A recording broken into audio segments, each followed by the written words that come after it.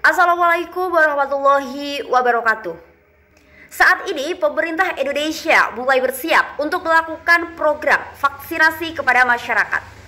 Namun sebelum melakukan program vaksinasi, tentunya dibutuhkan sebuah sosialisasi untuk menginformasikan serta meyakinkan masyarakat untuk turut berpartisipasi dalam program vaksinasi COVID-19 yang dilakukan oleh pemerintah.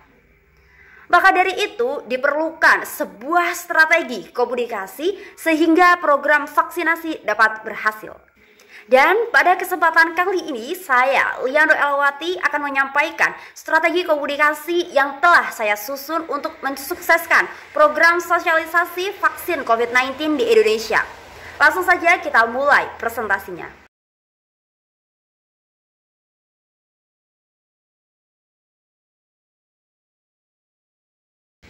Berdasarkan hasil survei penerimaan vaksin COVID-19 di Indonesia 2020 dapat ditarik kesimpulan terkait situasi saat ini sebagai berikut. Yang pertama, informasi terkait vaksin sudah diketahui lebih dari setengah masyarakat Indonesia. Yang kedua, semakin rendah golongan ekonomi, semakin rendah pengetahuan terkait informasi vaksin. Yang ketiga yaitu lebih dari setengah masyarakat bersedia untuk divaksinasi. Yang keempat, semakin tinggi golongan ekonomi, maka semakin tinggi pula penerimaan terhadap vaksin. Yang kelima yaitu keputusan penerimaan vaksin masyarakat dipengaruhi oleh agama dan kepercayaan yang dianut. Dan yang terakhir, tidak yakin akan keamanan vaksin menjadi alasan utama masyarakat menolak vaksin. Berikut objektif dan goals dari strategi komunikasi ini. Untuk objektif yang pertama yaitu meningkatkan 20% pengetahuan masyarakat terkait vaksin. Yang kedua, meyakinkan 70% masyarakat untuk melakukan vaksin. Yang ketiga, menurunkan keraguan masyarakat terhadap vaksin sebesar 20%. Dan yang keempat yaitu sosialisasi dapat diterima oleh 90% masyarakat Indonesia. Untuk goalsnya sendiri, keberhasilan sosialisasi program vaksin COVID-19 di Indonesia. Untuk target audiens program ini yaitu warga negara Indonesia dengan pembagian sebagai berikut.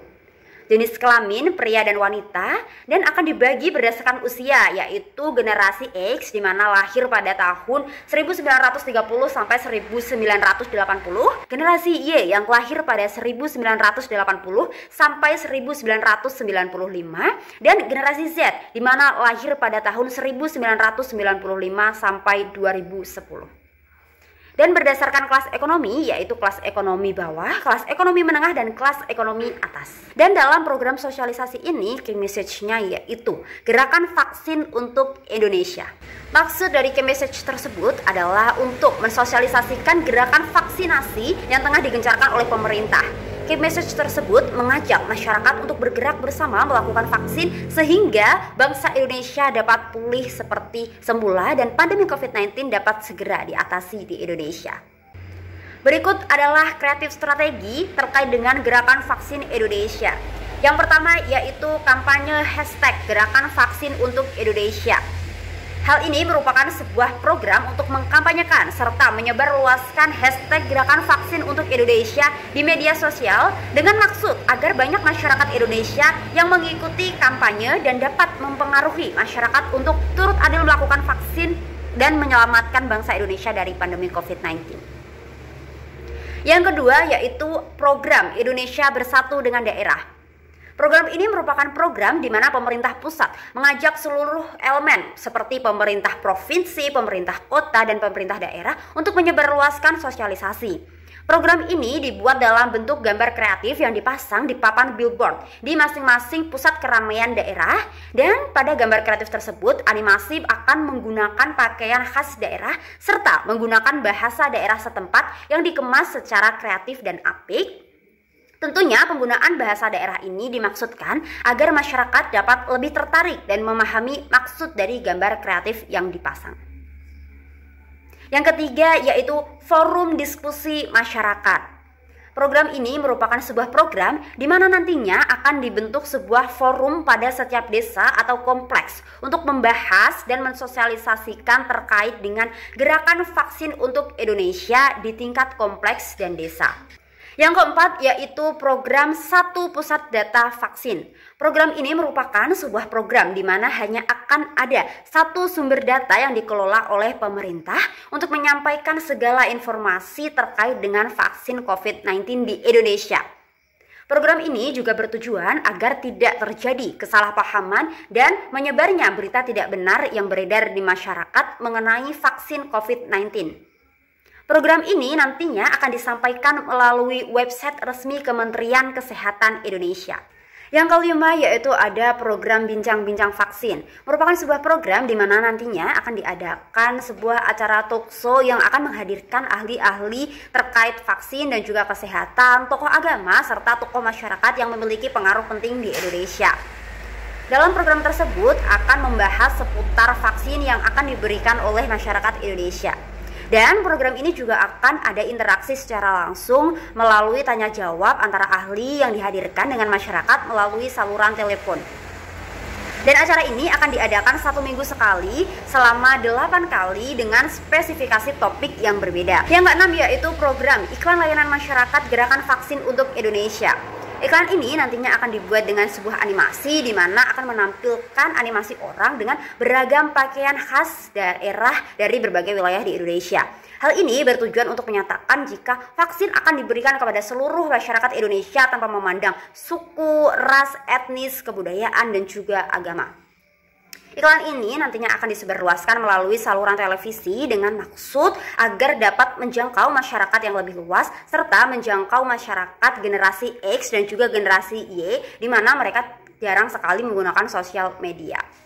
Yang ketujuh yaitu program Media Bersama Indonesia. Merupakan sebuah program di mana nantinya pemerintah akan bekerja sama dengan media massa untuk menyebarluaskan segala informasi terkait dengan vaksin, tetapi informasi tersebut akan disetting sedemikian rupa sehingga dapat memengaruhi persepsi khalayak, yaitu masyarakat. Kita tahu bahwa memang media massa ini memiliki pengaruh yang sangat besar untuk merubah sikap. Dan dengan hal ini diharapkan nantinya masyarakat akan dapat merubah persepsi terkait dengan vaksin dari menolak hingga menerima program vaksin COVID-19 dari pemerintah. Yang terakhir yaitu program konten kreatif. Merupakan program di mana nantinya akan dilakukan penyebar luasan gambar dan juga video terkait dengan vaksin COVID-19 yang sudah dikemas secara kreatif dan juga pastinya menarik di media sosial dan berdasarkan waktu yang telah ditentukan. Nah, berikut media planning yang akan digunakan.